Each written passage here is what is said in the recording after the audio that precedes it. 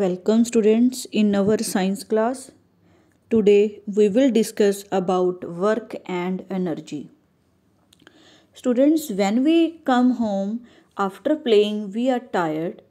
We do not feel like doing anything. In other words, our capacity to do work has decreased. When we take some refreshment, we feel active and energetic again. In other words, our capacity to do work has increased. We consider the capacity to do work as energy.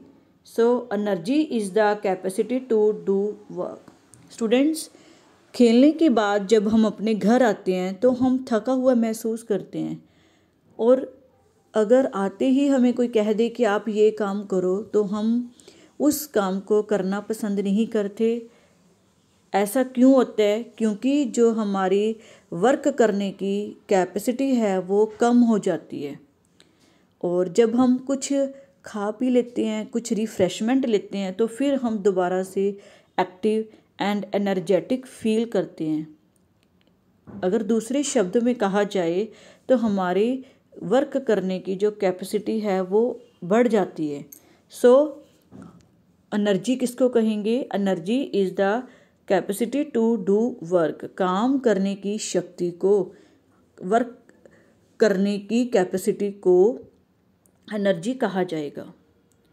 It is the energy stored in arm muscles that enables a player to throw a ball.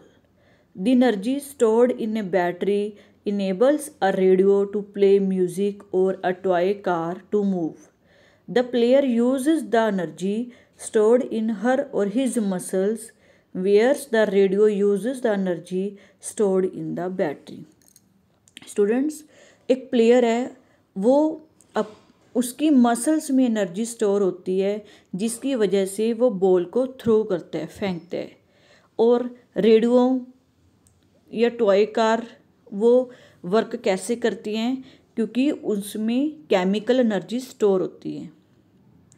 So here are some different kinds of energy. We will discuss one by one. The first one is mechanical energy. Students, mechanical energy किसको two types की होएगी, potential energy and kinetic energy. If we let a stone drop from a height on an earthen pot, what is likely to happen? अगर हम किसी एक मिट्टी के घड़े पर अपने हाथ में कुछ स्टोन्स लेकर उस पर फेंकते हैं तो उस मिट्टी के घड़े को क्या हो जाता है? वो टूट जाएगा। सिमिलरली अगर कहें कि आपने एक शीट ली है, एक ब्रिक ली और उस ब्रिक को हाथ में उठाया और किसी ग्लास पे फेंकी तो वो गिलास क्या हो जाएगा? टूट जाएगा। तो इसका क्या मीनिंग हुआ? The energy possessed by an object due to their raised height, this type of energy is called potential energy.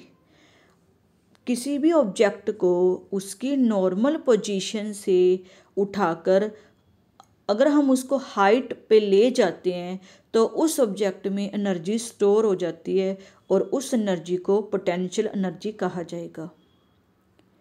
और ये जो एनर्जी है ऑब्जेक्ट में किसकी वजह से आती है? ड्यू टू देयर पोजीशन और condition.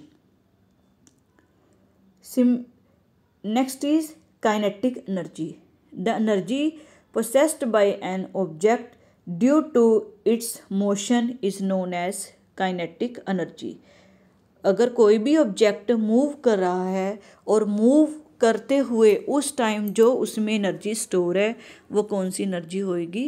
Kinetic energy. For example, एक बॉल को हम फ्लोर पे मूव करवा रहे हैं और वो उस बॉल के सामने अगर कोई दूसरी बॉल आती है तो वो बॉल उससे टकरा के भी मूव करने लग जाएगी।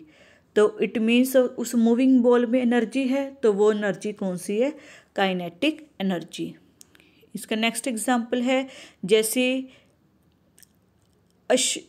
Shoot from a catapult can hurt a person.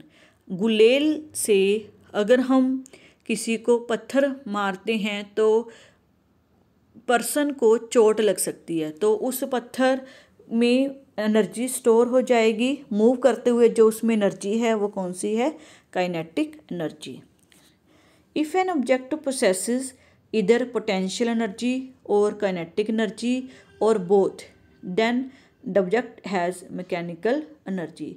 अगर ऑब्जेक्ट में, किसी भी ऑब्जेक्ट में या तो पोटेंशियल एनर्जी है या फिर काइनेटिक है या दोनों हैं, तो हम ये भी कह सकते हैं कि ऑब्जेक्ट में कौन सी एनर्जी है? Mechanical energy.